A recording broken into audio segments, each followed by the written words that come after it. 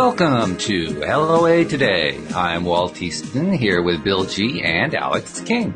Today is Tuesday, May the 28th, 2019. It is 8 a.m. in New York. It is 5 a.m. in Los Angeles, 1 p.m. in London, and 10 p.m. in Sydney, Australia. Wherever you are in the world, thank you for joining us for another episode of LOA Today, your daily dose of happy. And interesting thing happened today. We woke up and we weren't in our usually high, happy mood. So we're going to really be placing a special emphasis on getting into that happy place today. And that means we're not going to get into deep, dark topics. We're not going to start diving off into the deep end. We're just going to stay on the stuff that feels better, because sometimes you just have to do that. You know, yeah. Sometimes you just have to say, okay, this is a take care of us day, take care of me day. And that's a good thing. Well, actually, every day should be a take care of me day, right? I mean, that's really what we should be doing, but especially on a day like this, because apparently the energies over the weekend could have been better than they were. So, you know, sometimes you just have to do a little TLC work, and that's what we're going to do today. Now, we're also going to be talking about how to use strategies like, processes and methods like SRT to work on your own stuff. So that kind of ties into it. But before we get into that, I just want to hit on a couple of the promo messages that we've been doing lately, particularly regarding the audio play that Alyx King and I have been working on for, God, how long has it been now? It's like a couple months now. Since March. Yeah, it's been quite, and it's coming along really nicely too. We're at the stage now of getting casting done. We've had over 400 people so far apply, wanting to be cast members for like 8 spots or something like that. Yeah, it's crazy. Whoa, insane. And they're still coming in. So I mean, that's exciting because that means people are really, into doing this.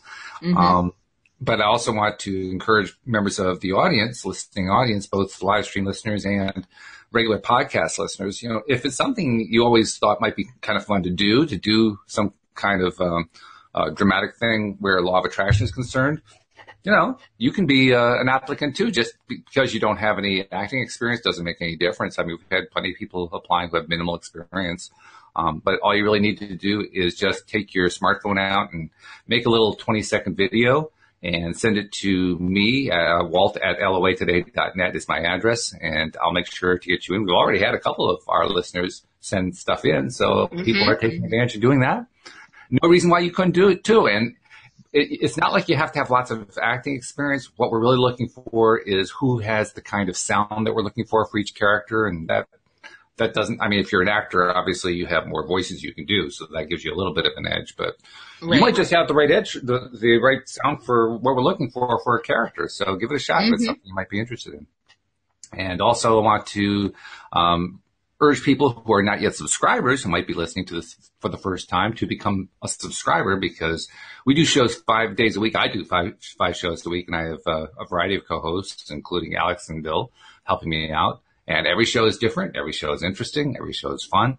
And it's a great way to get that little jolt of energy you need, especially on a day like this when people are feeling kind of down, to get that little boost you need. Because every once in a while we all need that little boost. And our regular listeners will tell you they live for it.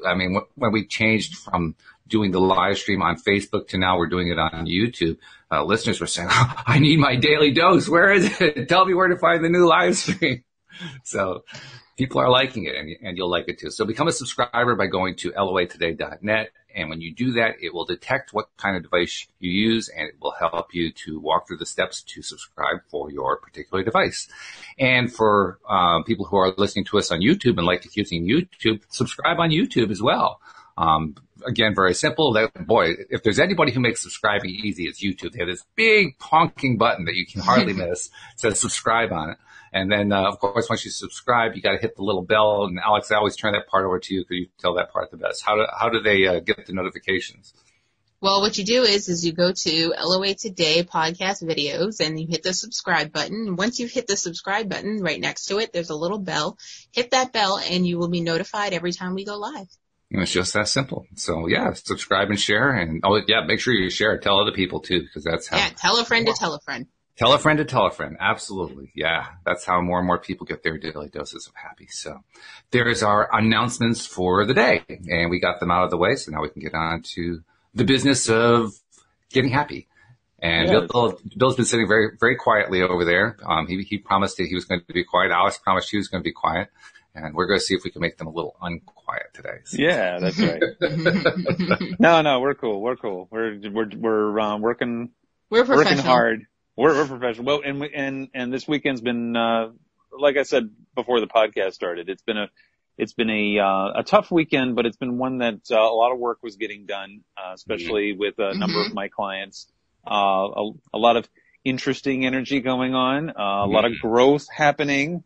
And that's something we always have to keep in mind, that even when you're having a rough time, what they call the dark night of the soul happens when we are in a period of growth. And so you got to keep that in mind. So even when you're in a really depressed mood and you feel like that, that you can't go on or whatever, it's because there's work happening. Mm-hmm. And so so when you're feeling depressed and whatever, and you've been working hard at clearing out some of the bad patterns, you've been working on clearing out the bad, programs that have been getting in your way. It's one of the side effects of energy work. It's just one of those things you got to keep in mind. One of my clients was, having a great deal of depression this past weekend. And she called me up and she was like, okay, can you do more SRT to help me feel better? Oh. And I was like, well, it's probably going to make you feel worse. because the reason why you're feeling depressed is because you're dealing with the energy work that we've already done.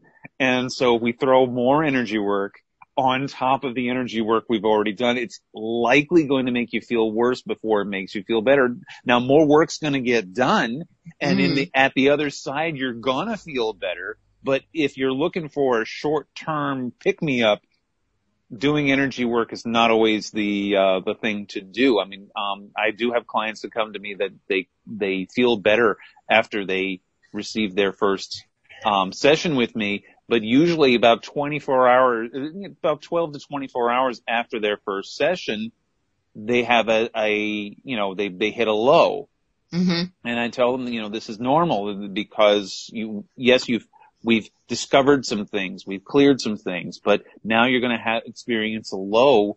But when you come out of that low, then that's when the pieces of your life are going to start to come together in a way that they didn't come together before. You're going to see patterns where you didn't see them before. And that's the exciting part about it. But as far as a mood pick me up, that's not what we do this work for. We do this to do the heavy lifting, and the heavy lifting can be heavy. That's why they call it heavy lifting. That's why they call it heavy lifting. That's right. Yeah, it's like the old analogy. It's like the calm before the storm. Initially, you feel really good, and then the storm hits. But then after the storm, out comes all the rainbows. That's right. That's right. And the thing is, you can't understand the light unless you've also experienced the dark. The dark. Mm-hmm. And that's another reason why we exist on this plane, is because we have to experience the dark before we can experience the light. Because if all we had was all light all the time, we wouldn't understand or appreciate the light. Right. Well, that's why they call it contrast. Right. Mm-hmm. Exactly. I mean, if you have a painting and it's all white, there's no contrast. Right. It's Literally. just white. It's just white. A blank canvas. Yes. Mm-hmm. White cow in a snowstorm, yeah. That's a white cow in a snowstorm. Yes, it's a Picasso masterpiece. But, yeah, well, also, it's not like there are no other processes we can use when we're feeling down and need a pick-me-up. Absolutely. In fact, we should be doing them every day. I have certain processes I do every day, certain practices that I do. I do mirror exercises. I have a vision video that I don't play every day, but I play many days.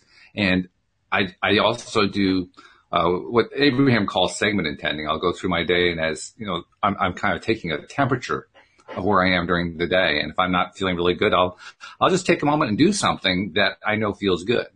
Mm-hmm. In fact, that's become my standard go-to answer on Facebook these days when people talk about, I'm feeling down, what can I do? My stock answer is, what is it that you feel passionate about that feels good to you? Do more of that. Right. My go-to are energization exercises, which is a series of exercises that that I got from the Self-Realization Fellowship. Mm-hmm. They're breathing, they're movement, there's a bit of running in place that you do, and I do that every morning as a pick me up when I wake up. But, when you're in a depressed mood, you're like, I really don't want to do it. And then, you say, okay, screw it. I'm just not going to do it. And then you still in this big bad funk, and you're like, wait a second, I really should have done my energization exercises, because you always feel better afterwards. And that's the point. Yeah. And then I follow that up with a 15 to 30 minute meditation. Mm-hmm. And, afterwards, and yes, during the meditation, I'm not always in a deep meditation, which is okay. Sometimes I'm just working out my day in my brain. The little pieces are falling into place. But usually when I come out of my meditation, I'm like, okay, all right, today felt overwhelming when I woke up this morning, but right now it feels doable. I can do this. Mm-hmm. And then I move on for my day from there, and it feels much, much better. One of the things that Patty Framo, who used to do the Monday afternoon podcast with me when I had a Monday afternoon podcast, one of the other things she recommended to me at one point when I was in a funk was to just make a list of the various processes, and a physical written list of the various processes I have done that have helped me to feel better, so that when the day comes where I'm not feeling great and I can't think of anything that would feel good, and I think of one idea and now I really don't want to do that, now I've got a whole list I can go through. Right. And I found that actually is quite effective. I've got it posted on the wall. There's about 16, 18 plus another 30. There's like 40 items on that list. Right. You add them all up. And somewhere on that list is going to be something I'll enjoy doing. Right. Mm-hmm. And that's the key. It's just shaking my mindset up long enough to try to do one of my favorite things. And usually my go-to thing is usually get out for a nature walk. That's usually number one on my list. Or play some music from my positive music playlist or something like that. Those are like two big things that, if all else fails, one of those is going to work to make me feel at least a little bit better. And then once I feel a little bit better, then the other thing that I do is I start paying close attention to what my thought pattern is right now. Mm-hmm. Because when I'm in that funky mood, and if I'm doing my nature walk, right? My goal with my nature walk is just to enjoy the nature while I'm out there and just really soak in all the energy and all that kind of stuff. And then halfway through the walk, if it's been a tough day and I'm taking the nature walk to kind of counter that, I'll take stock and I'll say, okay, how much energy am I taking in right now? And how much am I distracted thinking about that stuff I don't want to be thinking about? And invariably, I'll realize that like 80 to 90% of the time I've been spending during the nature walk on the thing that I don't want to be focusing on. Mm-hmm. But that's how I become aware of it. That's how I notice it and say, oh, well, okay, stop, try again. It's kind of like doing meditation, right? You start doing meditation and your mind wanders and you bring it back. Well, it's the same thing, Right. Back to one. You do the nature walk and your mind wandered back to the stuff you didn't want. And you just keep bringing it back over and over again. And I've never had a nature walk. Now, my walks last an hour because of the routes that I take. I've never had a nature walk that didn't at one point in the walk result in me feeling better by doing that, by taking stock and asking myself, how much am I focusing on what it is I really want? Because that's what it's about. It's about shifting our attention. And it's not easy. Don't get me wrong. I mean, the point isn't to say this makes it easy. The point is that it makes it easier. When it's easier, then you feel like you can actually make some change. And once you get the momentum reversed, that's what you're really trying to do, is kind of turn that momentum around. Once you get the momentum reversed, then it starts to get easier. And not easy to remember necessarily when you're in the middle of it, but that is what happens. In Vermont, we're really big into the outdoors around here because, I would think so. It's what we got a lot of that. And, but what's also really big in this area is yoga. And, that's what a lot of people do too, to make themselves feel better in the morning, is they'll go to morning vinyasa. And, I've got a few friends who are yoga instructors, and a few clients who are also yoga instructors. And so, this is a big yoga town. And, I used to do a morning vinyasa. You don't even have to attend a class, but if you know how to do a sun salutation, you just do 10 sun salutations, and that'll also make you feel better. In lieu of the energization exercises, I'll sometimes do sun salutations, and those are very easy. You can just look online or on YouTube and get a demonstration of what a sun salutation is, and you just memorize those. It's just basically 6 different poses that you do in sequence, and then you just repeat them over and over and over again. And those generally make you feel better. Because again, it gets the blood moving. It's always important to be facing east when you do that, because the energy of the globe, with the Earth's rotation, is you're taking in that energy into your face, and you want that in your face when you're doing that.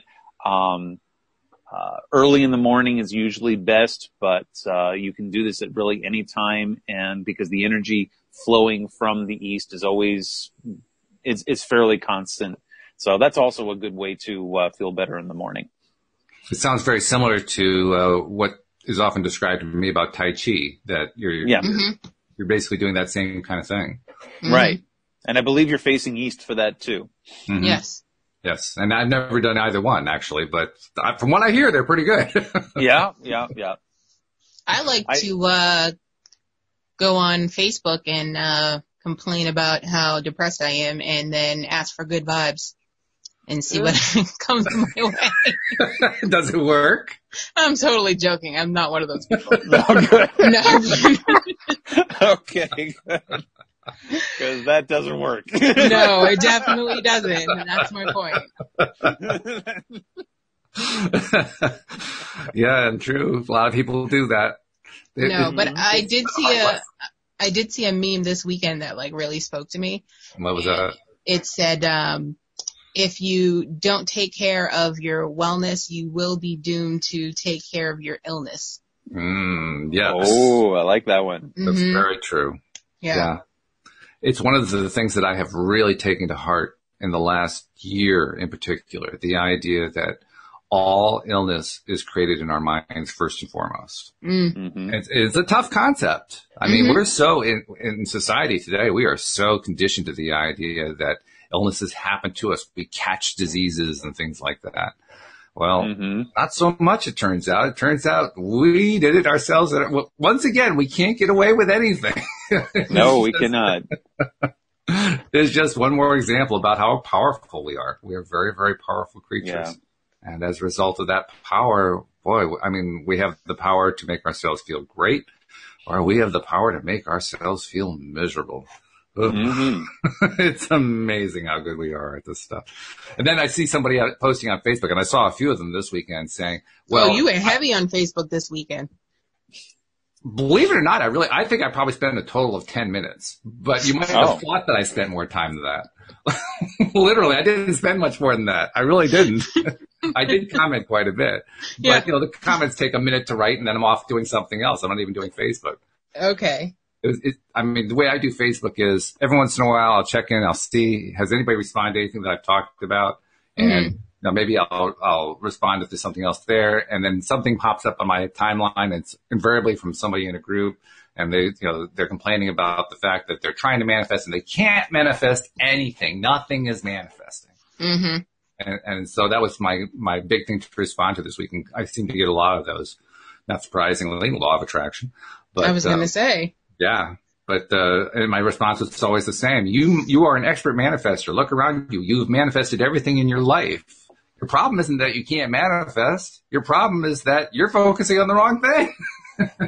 I said, they want their magic genie to make their wishes come true. And that's how they think law of attraction works. And that's not how it works at all. It's not. No. It's working whether you want it to or not. Isn't that annoying? But yeah, well, this is what we do. We are constantly learning how to be what are often called conscious creators or deliberate creators. And that involves taking into account the fact that we are creating at all times, even when we're not intending to. Mm-hmm. And it's a responsibility, but it's also a bit overwhelming because we are so conditioned to believe that so many things happen outside of our control, when in fact they're all within our control, and we just don't realize it so often. So that's the work. The real work is learning to believe that, learning to apply it, learning to do it, and learning to feel good while you're doing it. Mm-hmm. And fortunately, it's a very simple formula. It's not easy, but it's a very simple formula. You focus on what you prefer and what feels good to you, and you get more of what you prefer and what feels good to you. Focus on what you find doesn't feel good to you or what you don't prefer, you get more of that. So simple. I mean, you can lay that out in one sentence, but oh my goodness, the different ways we trip ourselves up trying to apply it. It's amazing. Okay, well, that's great because actually that segues very nicely to what I wanted to talk about today. Oh, okay. Well, tell us. Okay. Speak up. Tell me. Yes. Well, don't hold back.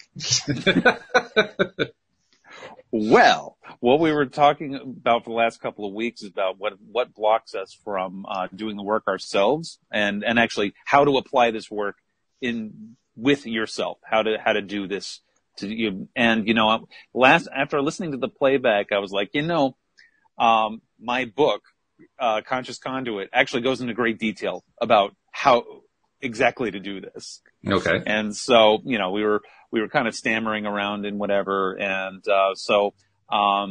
what I'd like to do is I'd just like to read an excerpt of, the first chapter of my book, Conscious Conduit, a user's guide to ascension, that kind of piggybacks on this theme.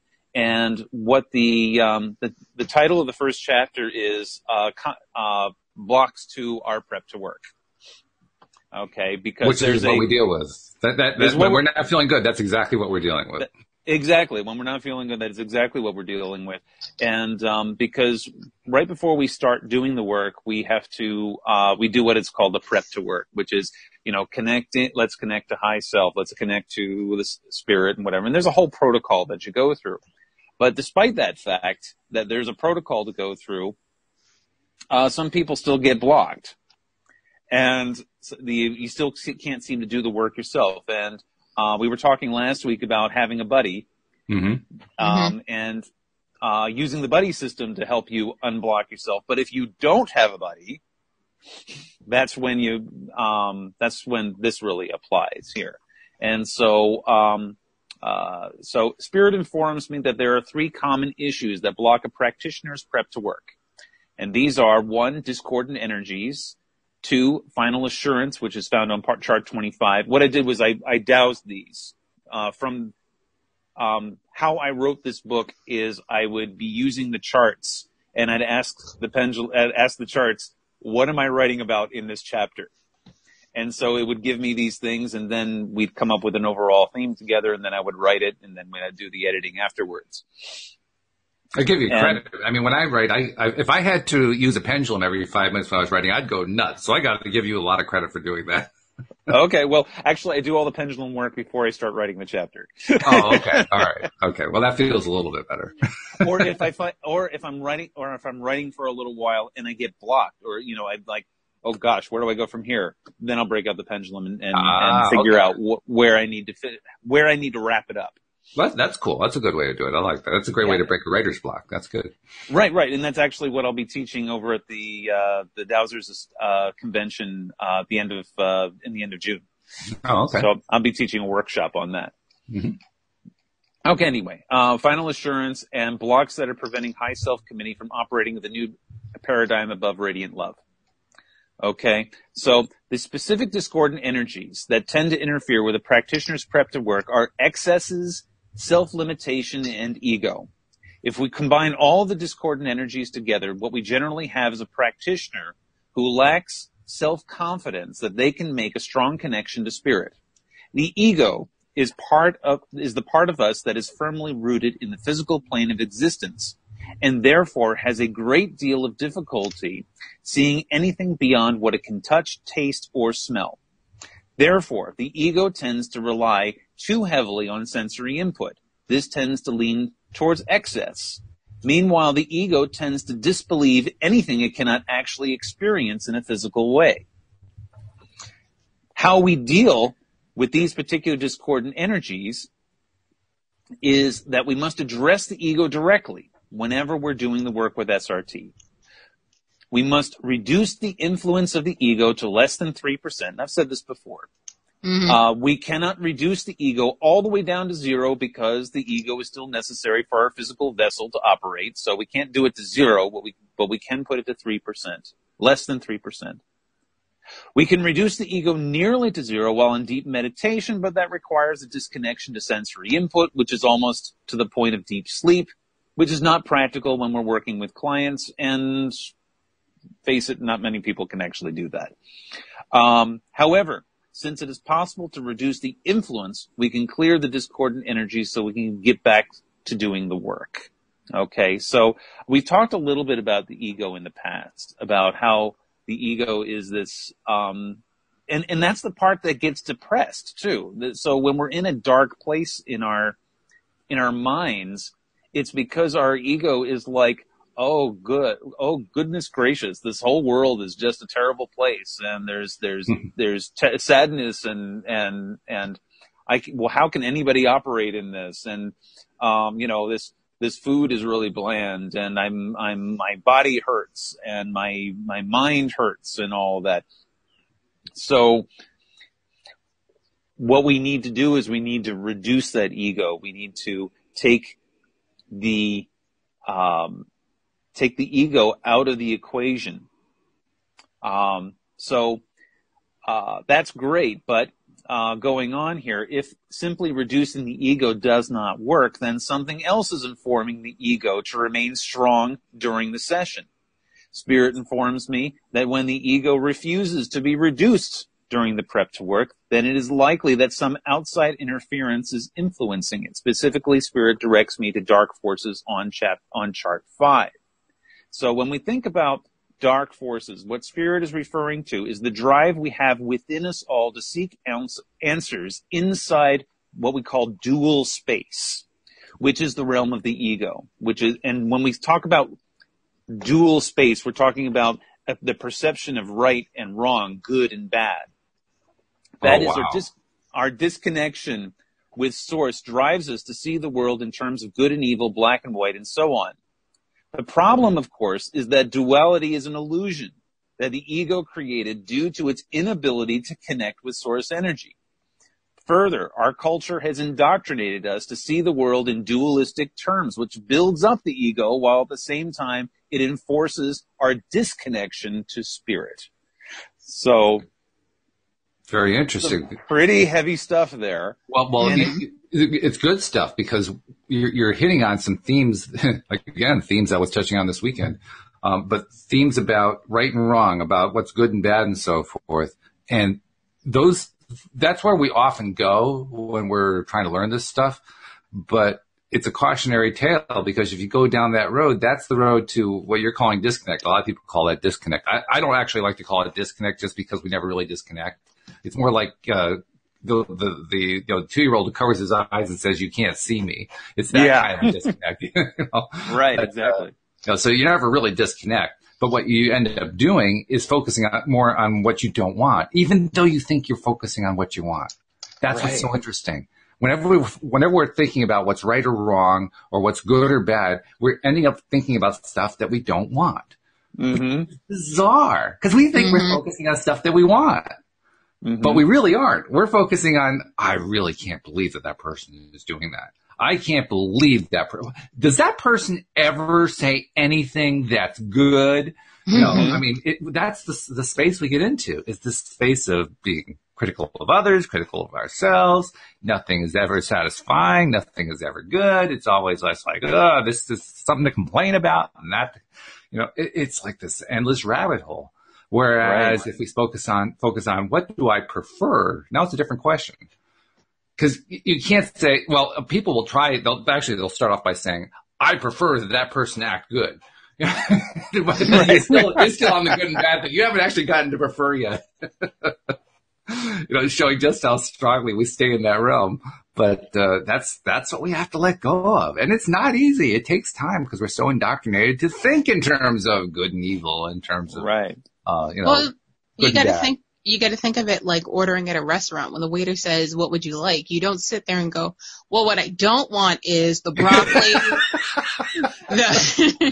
the chicken." Meanwhile, the waiter's sitting there saying, "Oh God, another one of these customers." Yeah. She's got to go through the whole menu. Exactly. Mm-hmm. That's what you don't want to do. You want to just pick what you want and just order it. Yeah. Right. It's as simple as that. Yeah. But I can't tell you how many times I've been in a restaurant with somebody and they're like going through the menu. My mother-in-law is very good at this. She'll go through the menu and she'll be like, she'll go through everything in the menu that she doesn't want or she can't eat. And then, or because she's got like dietary restrictions or whatever. Yeah. And then, 5 minutes later, she's like, all right, well, I guess I'll have this item here because it's got everything that I can eat, but I really don't want it. So I am chained to the wall. I am a prisoner, and I'm eating this under duress. Yeah. And I'm thinking to myself, I am buying you lunch. And that's the best you can do. You enabler, you. Wow. Yeah. That's gonna be the rest of my afternoon. Woohoo! Well, I guess those are really learning opportunities for us. Yes, can I learn to just, screen all that out in my mind and just focus on, I'm going to have that juicy steak and not worry about all that junk. That's right. You're going out to eat. It's not like unless you're one of these people that go out to eat every single day. Mm-hmm. For most of us, going out to eat is a once in a while type of experience. Mm-hmm. And when you're at home, you have a lot more control over what you cook, how you cook it, how much salt you put in, if you're gluten intolerant and whatever. I mean, you can cater your menu to be your highest vibration possible. Mm-hmm. When you go out to eat, you don't have all that much control over what comes on your plate. Right. I mean, now like you life. can't. Right, exactly. And actually in chapter 2 or 3 of my book, I I actually describe what you do when you go out to eat. I love it. to raise the vibration of the food that you're eating so that even though it is, yes, it's not probably the best thing you do. They probably over-seasoned it. It's probably not cooked the way you want it, whatever. But you raise the vibration of it, and all of a sudden it is not only tastes good, but it's also good for you. Just don't make a habit of it. See, this is something my wife is really good at. Louise is excellent at this. And the reason is the same reason as why we're going out in the first place. Mm-hmm. We're going out because that means she doesn't have to make it. Mm-hmm. Right. And she loves that. And not that she makes all the dinners. I actually make dinners too. But the point is, on that day, neither one of us is having to make dinner. Mm-hmm. Right. By shifting our attention over to that, now it's no longer about, it wasn't quite cooked the way I had in mind, or they didn't use the seasoning. No, we didn't have to make dinner. How cool is that? Right. And you have leftovers, hopefully. You have leftovers. That's right. Doggy bag it, please. Yes. Then you got lunch for the next day. That's right. Okay. So moving on. Anyway, so we got our good friend, the ego, that we get out of the way. Okay. And also, again, those dark forces coming in. And when I say dark forces, I'm talking about that dualistic idea that there's good and bad, and what I'm doing is good, and what the opposite of what I'm doing is bad. You got to get rid of all that stuff. All we're doing is we're working on getting to the feel good place. It reminds me of a cartoon that I once saw. And I don't even remember who did. It was a cartoon strip, but I couldn't tell you, what the strip was. All I remember was that it was a cartoon character, and the character had a gun and he kept shooting himself in the foot. And he shot himself in the foot. Ow, that hurts. And he shot himself in the foot again. Ow, that hurts. And he kept just doing it over and over and over again. And that's what I think of when I think about somebody who's focusing. I got to focus on what's good, because every time I focus on what's good, there's this evil over here that I'm trying to fight against. Oh, that hurts. And just over and over and over again. Right. Oh. Okay. I'm going to let go of that. Yeah. Okay. All right. I'm going on here. The second common block to our prep to work is on chart 25, and that is guarantee that everything is cleared. As the channel for spirit, your energy must be as clear as possible in order for the ego not to reinsert itself into the session. Because even after you've cleared the ego and after you've gotten all that taken care of, you're like, I'm good to go. It can reassert itself at any time. And we talked about that before when we're talking about whenever you're asking a question that is ego-based, you have now negated all the work you just done, and now you're right back to where you started from. So we do this by providing spirit with final assurance that whatever programs and other energetic baggage that we brought with us before we began the work is clear, and to seal that clearing with a guarantee that nothing will come up during the session that does not belong to the client that you're working with or with yourself. And again, you're guaranteeing it. You're saying to the pendulum, guarantee, everything is clear, everything is clear. I'm going to be focusing on, and if you're having problems with the questions, the questions keep cropping up as ego-based, write them down. And then when you write it down, he's like, okay, ask how much of that question is ego-based. And if you get anything higher than 5%, say, okay, I'm going to rewrite the question. How much is it now? Ask again until you get an answer that comes back less than 3%. Then you know the question is good. And true or false, this is also what you do if you're working with the SRT for yourself, not just if you're doing it for a client. Absolutely. Absolutely. Okay. Now, this can be a challenge due to our old friend, the ego. When I started doing SRT clearings professionally, I was the type of practitioner who loved to tell stories from my own life. I still am. That's why I'm on a podcast. So that I feel irrelevant to whatever the client was going through. What I believed that what I was doing by providing an example of a similar drama in my own life, I was providing my client with some context. The problem with this approach was that the only person seeking context was me and my own ego and not my client. Because I was getting the feedback from my earlier clients was like, about a third of the session was about you. Now, I know, and they appreciated the work that I did on the other 2/3, but they're like, okay, less about you, more about the client.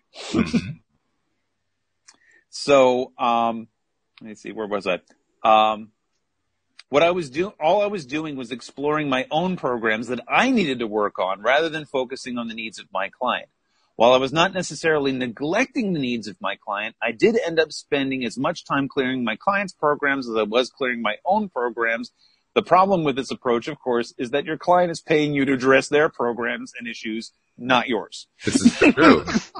Definite conflict of interest going on there. Definite conflict of interest.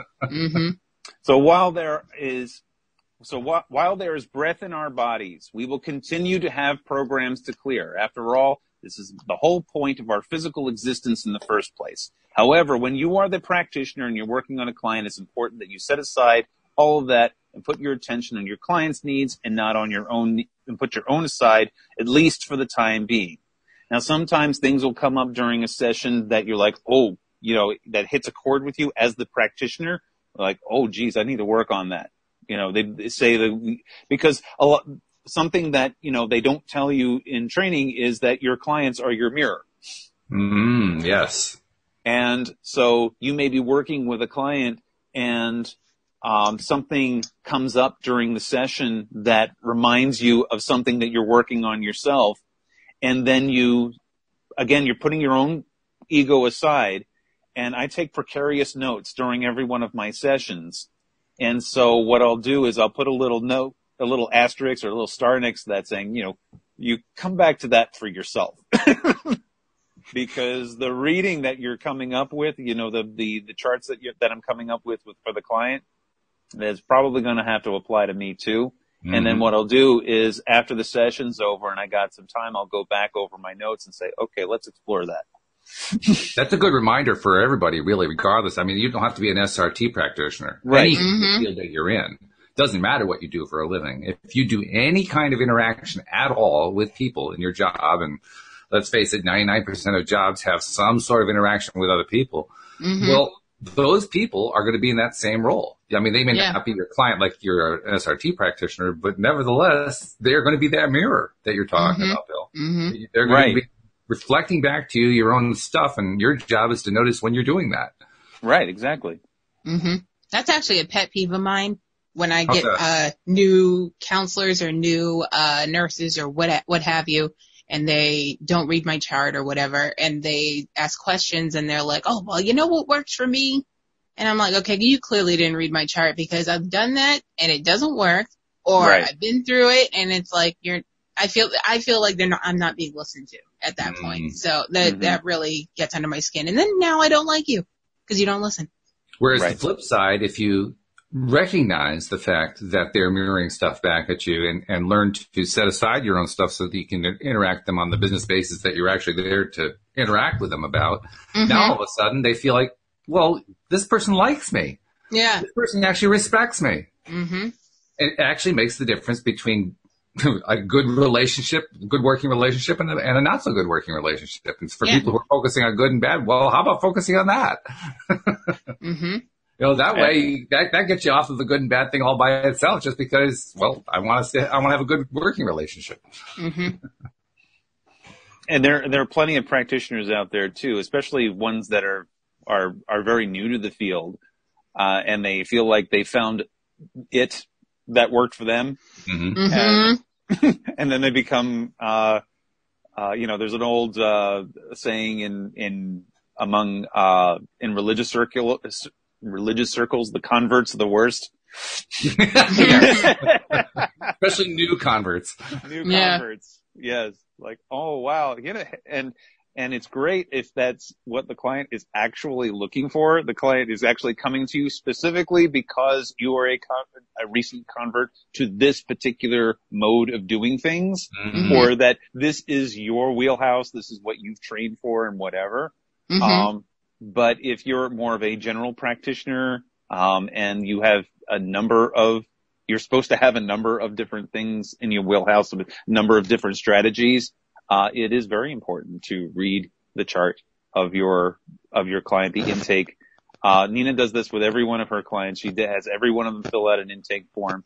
And then she reviews it ahead of time. So that way, one of the worst things you can do to a client is say, hey, have you tried blah, blah, blah, when it was right there on their form. Yep. And now you've lost them. And now you've lost them. Yeah. It reminds me of various jobs that I've worked where, I mean, most of the jobs that I worked, there wasn't like an intake form. You didn't get advance notice about what it was that the person you were dealing with, what their peccadillos were or whatever. So you had to kind of stumble into them, right? Peccadillos, word of the day. Yeah, there you go. Yeah, that's one of our hashtags today. Yeah. But you kind of stumbled into it and you'd say, oh, God, I just offended this person. What did I say to offend them? And so forth. I don't know about you. I've actively, on certain jobs where I've worked, I've talked to other people, said, I don't seem to be connecting with person X over here. Can you tell me why? I don't understand what I'm doing wrong. And invariably the answer would come back something like, oh, no, it's not you. That person's always that way, or, something along that line. But you learn. You learn how other people behave and what they're looking for in their business relationships and in their personal relationships. And the more that you can feed into that, the more smooth that the working relationship becomes. So that was always one of my strategies, was to do exactly that. But what I didn't realize is that when I was doing that, what I was really doing was getting my own predilection for good and evil out of the way. I was getting my moral judgment out of the way. I was just saying, I'll just accept them for whatever they are. I just need to know what they are. That's all. That can also backfire.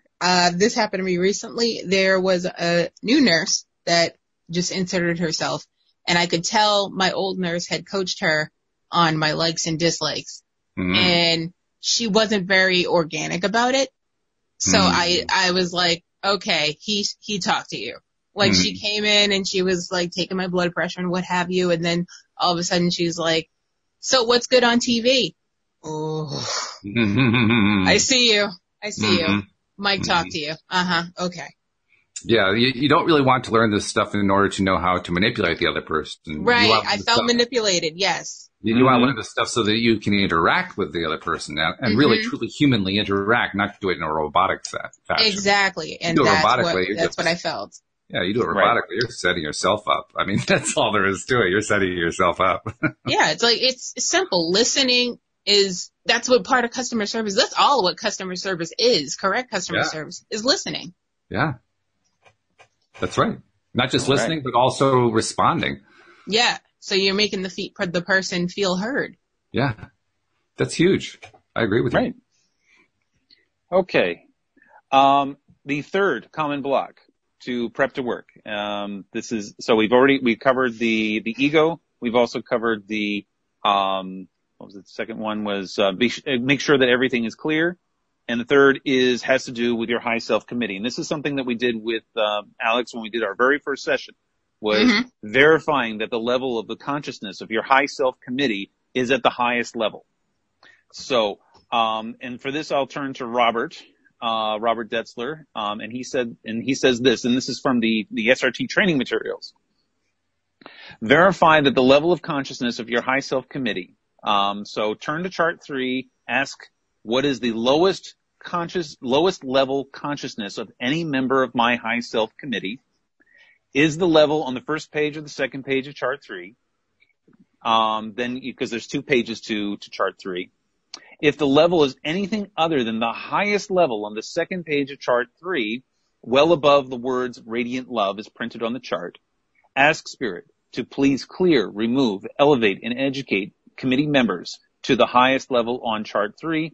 Recheck the level. Is my high self committee cleared to the heart of Spirit, to the highest level of radiant love? Verify that all the spiritual committees, including guardian angels, are at the highest level above radiant love on chart 3. So, again, this is something that we did with Alyx, and this is something that a lot of people forget to do as well. And the additional step that we put in there was also reducing the number of members of your high self committee. Because if you've got more than 3, you've got too many cooks in the kitchen, and you need to reduce that down to a reasonable level.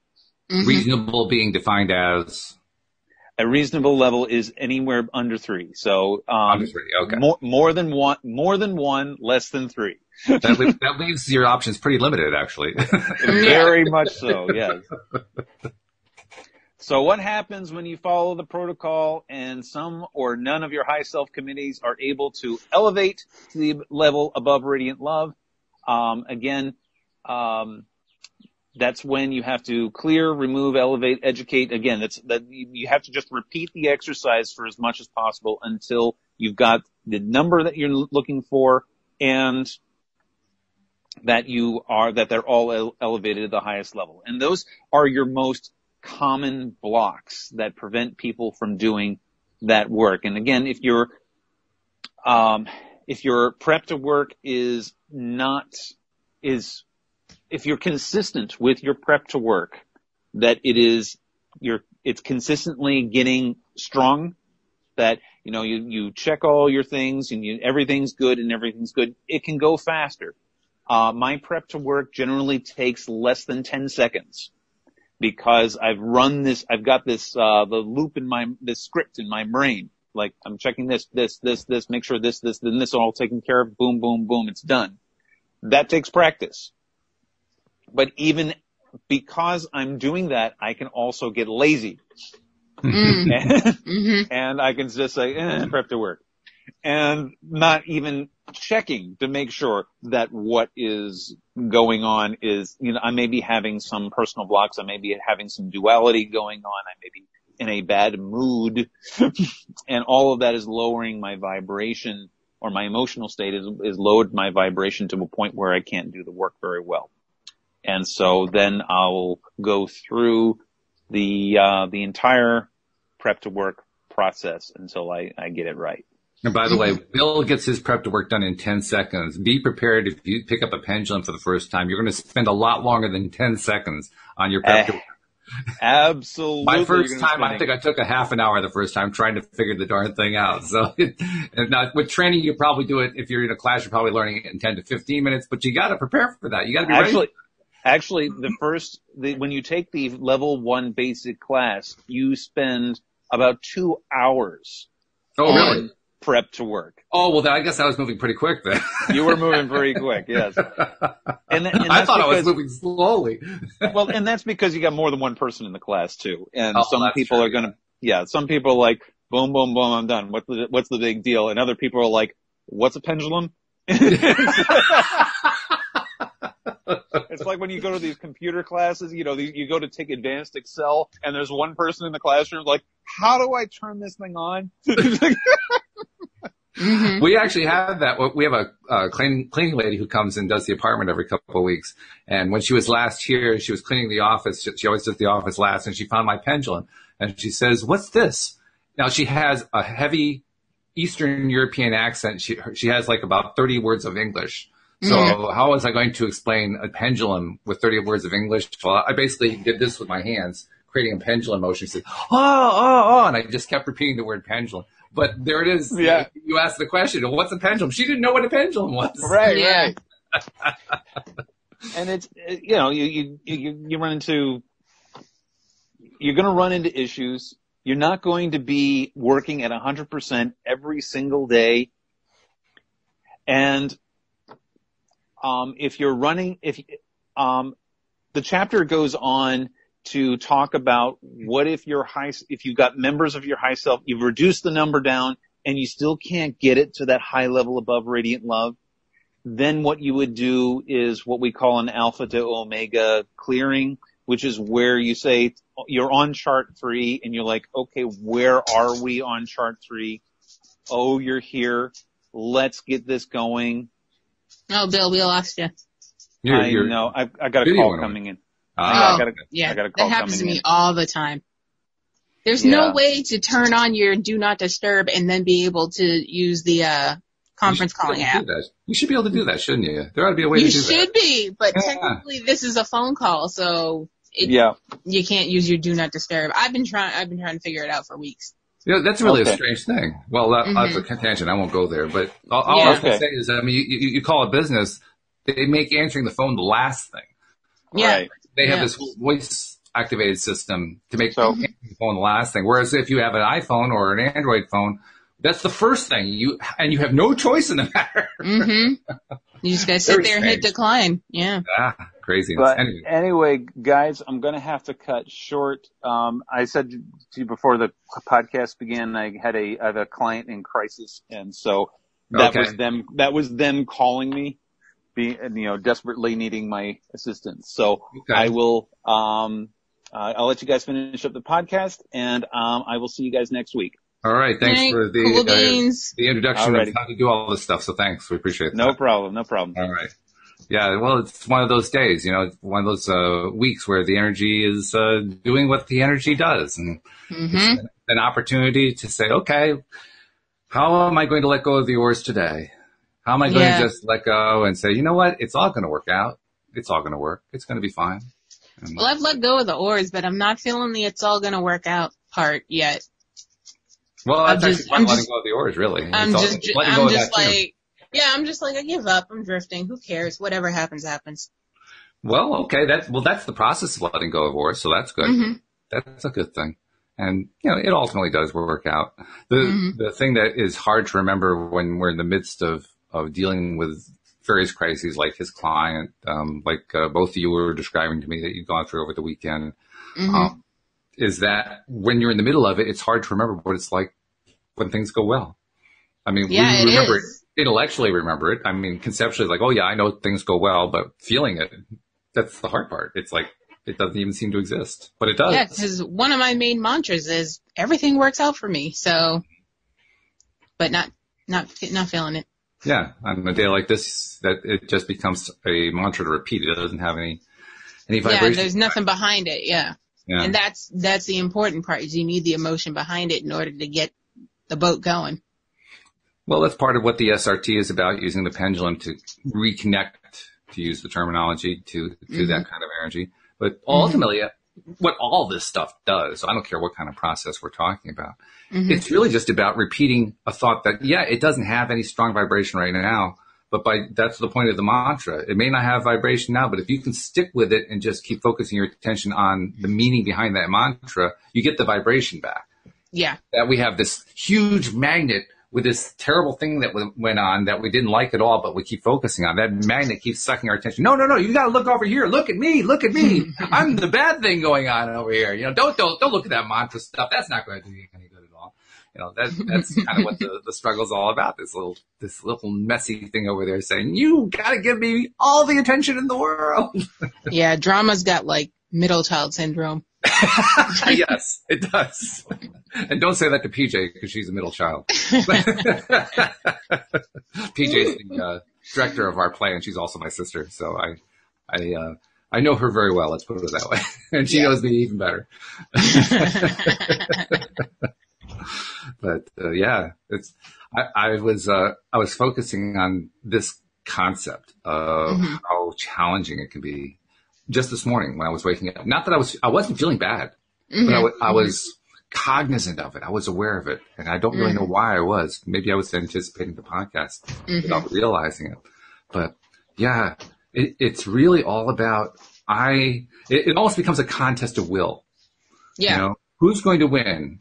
Is this nasty thing that I don't like going to win, or am I going to take my attention away and put it over on where I want it to be? And sometimes it's like, sorry, nasty thing, you're not getting my attention. I insist on focusing over there. Which if I do that for like 30 seconds will wear me out because there's a lot of effort behind that. But nevertheless, it pays off because maybe I focus for 30 seconds, exhaust myself and take a nap, but when I wake up, I'm better. Just because I did something to start shifting that vibration, shifting that momentum around, because that's what we're really trying to do. We're trying to just reverse that momentum. Yeah. So it's all good. It all works. And it's all good in the hood. The nice thing is that even for those people who don't do deliberate creation, for the most part, unless it's somebody who's dealing with a chronic condition, for the most part, we tend to climb out anyway. Over time, it's like we kind of, lose the nasty thing loses its appeal, right? Over time, it becomes less and less important until we're finally able to let go of it. We don't realize that we're letting go of it, but that's what we're doing. Right. So it does go away. But it's nice to be able to do it quicker. That's why I think it's important. Yeah. I like to rush the process, skip steps. Exactly. So, well, hopefully this has been helpful for the listeners. I know it's been helpful for me. I always like doing the podcast. That's always a pick-me up for me. Yeah. It is my daily dose of happy. So it is. Yeah. And every little bit helps. Every little change of vibration. I'll conclude by simply pointing out a story that I told to Linda on Friday. I don't know if you caught the Friday podcast, but start off by saying that the project we've been working on, we're in the casting process. We have all these hundreds of people, and of course, they've been all coming into me because I have the ad set up and I've got the account set up at Backstage and so forth. So I had to be the one to go through and do the filtering, which is about the most boring work you can possibly do. And the converting. And what? And the converting, because you got to turn them from video to MP3s. Turning them. Yeah, because the way we're doing our casting evaluation is not the way Backstage had envisioned it. So I had to basically extract the audio so that you guys could hear it all too. And it's a dull process. Well, I've been working all week. I've been working all along on getting my vibration up and staying up. And Friday comes along and I've got like half of them left to do. And you know how it was, because even on the days where I was getting stuff done, at the end of the day, there'd be more to do than when I started because there were so many coming in. Yeah. So that was also feeling self-defeating. Well, Friday, for some reason, I got into a really good mood and I started doing them. And Alyx, it was flying. Yeah. I was in that real, I was in the zone, as they call it. Yeah, because then you text me and you're like, I'm done. I was like, oh, okay. I mean, I couldn't believe how easily it was going. It was just like, bam, bam, bam, bam. I mean, earlier in the week, processing a single person would have taken 3 or 4 minutes. I was doing it in 10 seconds. It's like, whoa. See, that just proves it's all in how you look at it. It really is. It really is. And I flew through, I think I did 120, 130 on Friday, something like that. Yep. In like, I don't know, a 3 or 4 hour period. It's unbelievable. Yeah. So getting into that high vibration is really, really helpful. So, yeah. And once you get there, I mean, actually, it was fun to do. That's the part that I remarked to Linda. I couldn't believe it. That's what I was telling you. It's actually fun to listen to these people and, you know, you're not in life, you're not supposed to judge people, but when it's your job, it's a good time. Well, actually, I wasn't even getting to do that because when I'm doing the task, I don't have time to listen to them. I'm just doing That would take even longer. In some ways it does. In some ways it's shorter because I'm not actually having to take the time to listen. No, I'm saying if you had to take the time to listen, that would take even longer. Oh, it does. Yeah. There's no doubt about that. And that was one of the reasons why I stopped doing that. I was doing that early on with some of them, but I realized it was actually dragging me down even more. So, yeah. So that's why I got away from that. Anyway, this has been a nice light session. So I hope it was helpful for our listeners. I hope it was helpful for you guys. I hope it was helpful for our live streamers. Thank you. We actually had a visit from a new live streamer who didn't even know what we were doing, but he or she was fascinated. So that was great. So that's good. Very much for that. Yeah, it's nice to have a visit from somebody new. Hopefully they'll come back again. So that's it for today. We will see you all tomorrow. Tomorrow, of course, is Neville Day. So join Cindy Chavez and I as we talk about Neville Goddard. We're on the book Prayer. I can't remember what the subtitle is, but it's a good book. We're about halfway through it. So join us as we discuss that. And we will see you all next time here on LOA Today. Goodbye, everybody. Bye.